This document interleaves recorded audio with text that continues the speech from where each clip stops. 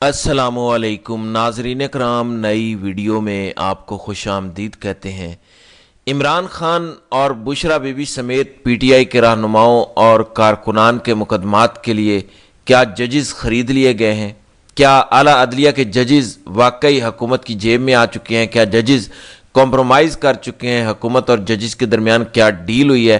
اس حوالے سے اہم گفتگو ہے، اہم تفصیلات ہیں جس پر بات کریں گے کہ پی ٹی آئی کے اندر ایک اور پی ٹی آئی کھڑی کرنے کی کوشش شروع ہو گئی ہے، اس حوالے سے بھی بات کریں گے۔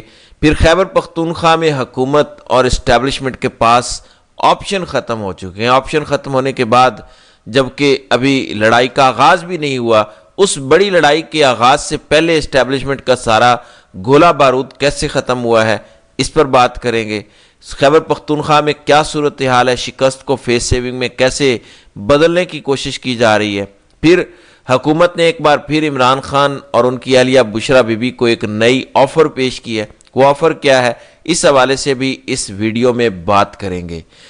ناظرین کرام، Imran Khan, P T I رہنما اور ان کے کارکنان، عمران خان کی اہلیہ بشرا بی بی کے مقدمات اس وقت مختلف عدالتوں میں زیر التوا ہیں، کچھ ٹرائل کورٹس میں ہیں، بہت ساری اپیلیں اس وقت ہائی کورٹس میں پہنچ چکی ہیں، لیکن ان پر سماعت نہیں ہو رہی، کیسز سماعت کے لیے مقرر نہیں کیے جاتے، غیر ضروری التوا دیا جاتا ہے، چیزوں کو لٹکایا جا رہا ہے تاکہ خان یا پی ٹی آئی کے لوگ جن کے مقدمات کمزور ہیں، جس میں ان کو زیادہ عرصہ جیل میں رکھنا ممکن نہیں ہے، تو پھر ان مقدمات کو لٹکایا جائے تاکہ 6 مہینے، سال یا جتنا زیادہ سے زیادہ عرصہ ہو سکے انہیں جیلوں میں رکھا جائے، کیونکہ اس کے بعد تو پھر جب کیس فکس ہوگا تو میرٹ کی بنیاد پر یہ رہا ہو جائیں گے۔ اب خان کے بھی بہت سارے مقدمات آپ کو پتہ ہے ہائی کورٹس کے فورم پر ہیں، 3 مقدمات ایسے ہیں جو اسلام آباد ہائی کورٹ میں ہیں۔ ویسے تو دیکھا جائے سال 2022 کے جو کیسز ہیں، جن میں فارن فنڈنگ کیس، توشہ خانہ کیس اور بہت سارے اسلام آباد ہائی کورٹ میں پینڈنگ کیسز ہیں، لیکن ان پر سماعت نہیں ہو رہی۔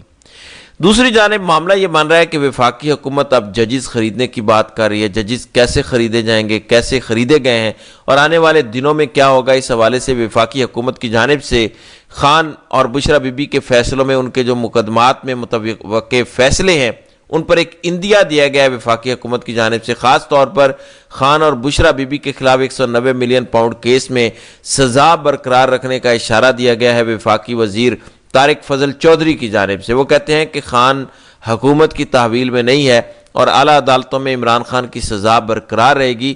پہلے یہ کلپ سنیں، پھر اس پر مزید بات کرتے ہیں۔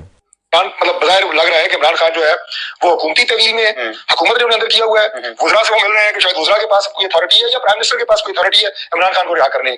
یہ تاثر بھی بالکل غلط ہے۔ عمران خان کے خلاف جو کیسز ہیں وہ بالکل ٹھوس شواہد کی بنیاد کے اوپر بنے ہیں، اور وہ اگلی عدالتوں میں بھی آپ دیکھیں گے وہ سزا برقرار رہنے کے کبھی امکانات ہیں۔ اب توشہ خان 1 کیس ہو، 190 ملین پاؤنڈ کیس ہو، پروگرام کا آپ کا ٹائم کم ہوتا ہے، میں آپ کو ڈیٹیل سے بتا سکتا ہوں کہ ان کیسز میں ریلیف ملنا بہت مشکل ہے۔ جی، عمران خان کا توشہ خانہ 1 کیس ہو یا القادر ٹرسٹ کیس ہو، 190 ملین پاؤنڈ کیس ہو، اس میں عمران خان اور بشرا بی بی کو ریلیف ملنے کا امکان کم ہے، کیونکہ ٹھوس شواہد ہیں، اتنے ٹھوس شواہد ہیں کہ سال ہونے کو ہے، 10 ماہ سے زائد ہو چکے، اور ابھی تک عمران خان اور بشرا بی بی کی القادر ٹرسٹ کیس میں ضمانت کا کیس فکس نہیں ہو رہا۔ مرکزی اپیلیں فیصلے کے خلاف وہ تو دور کی بات ہے، ابھی اس کی ضمانت کا جو مقدمہ ہے 10 مہینے سے ضمانت نہیں ہو رہی، اور یہاں فضل چودھری کہتا ہے کہ ناقابل تردید ٹھوس شواہد ہیں جس کی بنیاد پر ان کو سزا سنائی گئی ہے۔ یہ وہی القادر ٹرسٹ کیس ہے جس میں خان اور بشرا بی بی پر جرم ثابت نہیں ہوا۔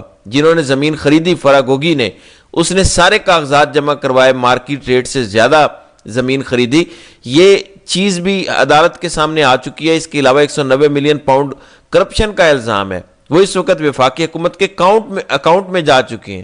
عمران خان اور بشرا بی بی کے خلاف جو مالی فوائد لینے کی بات تھی وہ بھی کہیں کسی جگہ ثابت نہیں ہوئی۔ نیشنل ایجنسی، کرائم ایجنسی برطانیہ اور ملک ریاض اور ان کی فیملی کے درمیان ہونے والے خفیہ معاہدے کے بارے میں یہ ساری چیزیں اس وقت آن ریکارڈ ہیں، اور آپ بدنیتی دیکھیں اس جج کی کہ برطانیہ کی کرائم کورٹ کا جو فیصلہ تھا، اس کا پیراگراف نمبر غالباً 45، اس میں وہ پورشن جو حکومت کو فیور کرتا تھا یا کہہ لیں کہ عمران خان کے خلاف جاتا تھا، وہ پورشن انہوں نے رکھ لیا، اور اس میں وہ جو پورشن خان کے حق میں یا حکومت کے خلاف جاتا تھا، اس پیراگراف کا وہ نیچے والا حصہ انہوں نے سکپ کر دیا۔ تو یہ بدنیتی تھی۔ اور پھر سب سے بڑی بات، جن دستاویزات کی بنیاد پر سزائیں سنائی جانا تھیں، برطانیہ سے 6 دستاویزات جو منگوائی گئی، وہ فیصلہ آنے تک موصول ہی نہیں ہوئی۔ وہ جب دستاویزات ملی ہی نہیں تو پھر خان اور بشرا بی بی کو سزا کیسے سنائی گئی؟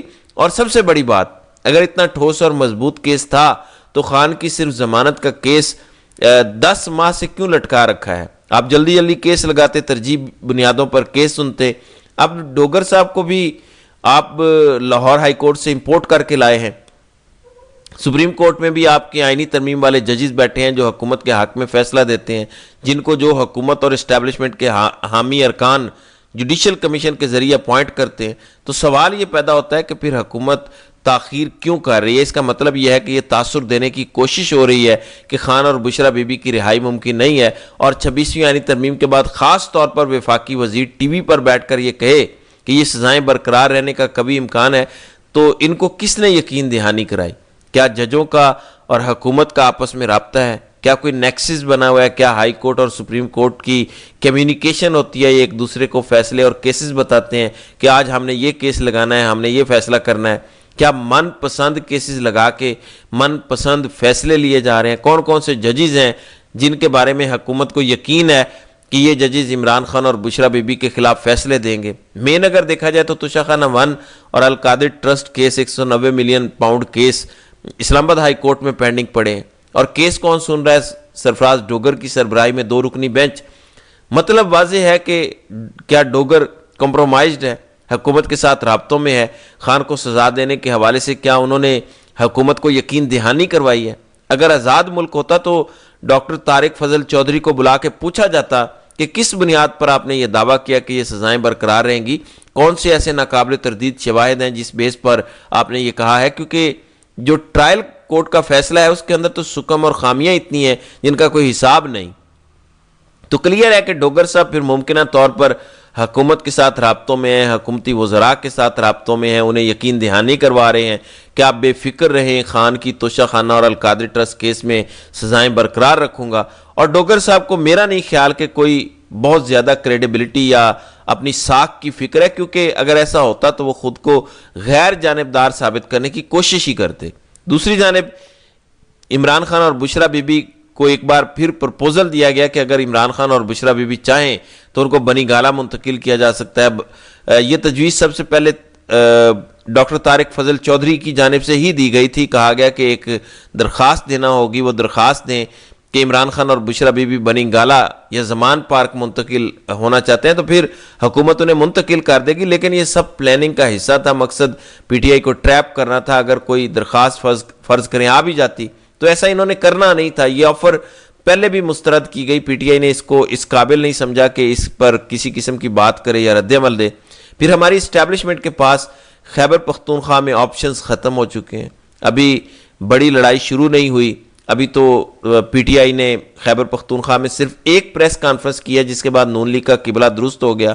دوسری جانب اسٹیبلشمنٹ بھی پس پردہ معاملات کو سلجھانے کی کوشش کر رہی ہے۔ Corps commander Peshawar lieutenant general Umar Ahmad Bukhari کی 3 ملاقاتیں خفیہ ہو چکی ہیں سہیل آفریدی سے۔ مطلب صاف ہے کہ ہماری اسٹیبلشمنٹ خود سہیل آفریدی کے ساتھ معاملات سلجھانا چاہتی ہے، ٹکراؤ نہیں چاہتی۔ اگر یہ ٹکراؤ پی ٹی آئی یا اسٹیبلشمنٹ کے درمیان خدا نہ خواستہ ہوا تو اس کا نقصان یقیناً اسٹیبلشمنٹ کو زیادہ ہوگا۔ ایک آپشن ہماری اسٹیبلشمنٹ کے پاس یہ تھا کہ صوبے میں گورنر راج لگایا جاتا، پھر پچھلے دنوں یہ خبر آئی کہ سہیل آفریدی کو نااہل کروایا جا سکتا ہے۔ 9 مئی کی ایک جعلی ویڈیو شیئر کی گئی تو وہ پلان بھی چوپٹ ہو گیا۔ پیچھے آپشن ہماری اسٹیبلشمنٹ کے ختم ہو چکے ہیں۔ نئی اصل لڑائی شروع ہی نہیں ہوئی اور اسٹیبلشمنٹ کا گولہ بارود اگر ختم ہو رہا ہے تو اس کا مطلب ہے کہ اسٹیبلشمنٹ کمزور ہو رہی ہے، ان کے مقابلہ کرنے کی طاقت اور صلاحیت میں کمی واقع ہو رہی ہے۔ فیصل کریم کنڈی کہتے ہیں کہ خیبر پختونخوا میں ایسی صورتحال نہیں ہے کہ یہاں پر گورنر راج لگایا جائے۔ جب سے سہیل آفریدی کا انہوں نے حلف لیا ان سے، اس کے بعد سے گورنر خیبر پختونخوا فیصل کریم کنڈی کافی بدلے سے ہیں، یعنی ان کا بھی شاید سافٹ ویئر سہیل آفریدی اور پی ٹی آئی نے اپڈیٹ کیا ہے۔ اس کی وجہ یہ بھی ہو سکتی ہے کہ انہیں پتہ چل گیا کہ جب ہم اس کا کچھ بگاڑ نہیں سکتے تو پھر کم از کم ہمیں سلیقے سے رہنا چاہیے۔ دوسری جانب فواد چودھری اور ان کا مجبور گروپ بھی پٹ چکا ہے۔ چوزہ انڈے سے نکلنے سے پہلے ہی ایکسپائر ہو چکا ہے کیونکہ کسی نے گھاس نہیں ڈالا۔ تو یہ اب صورتحال ہے۔ آنے والے دنوں میں اس حوالے سے کیا ہوتا ہے. خاص طور پر فواد چودھری جو ہیں وہ دوسری دفعہ کوشش کر رہے ہیں کہ وہ شاہ محمود قریشی سے ملاقات کریں. تو دیکھتے ہیں کہ اس حوالے سے مزید اگلے آنے والے دنوں میں کیا سامنے آتا ہے. انشاءاللہ اگلی ویڈیو میں مزید کچھ اپڈیٹس کے ساتھ بات کریں گے. تو ناظرین کرام، آپ کی اس ویڈیو کے حوالے سے کیا رائے ہے؟ آپ اپنی رائے کا اظہار کامنٹ سیکشن میں ضرور کیجیے گا.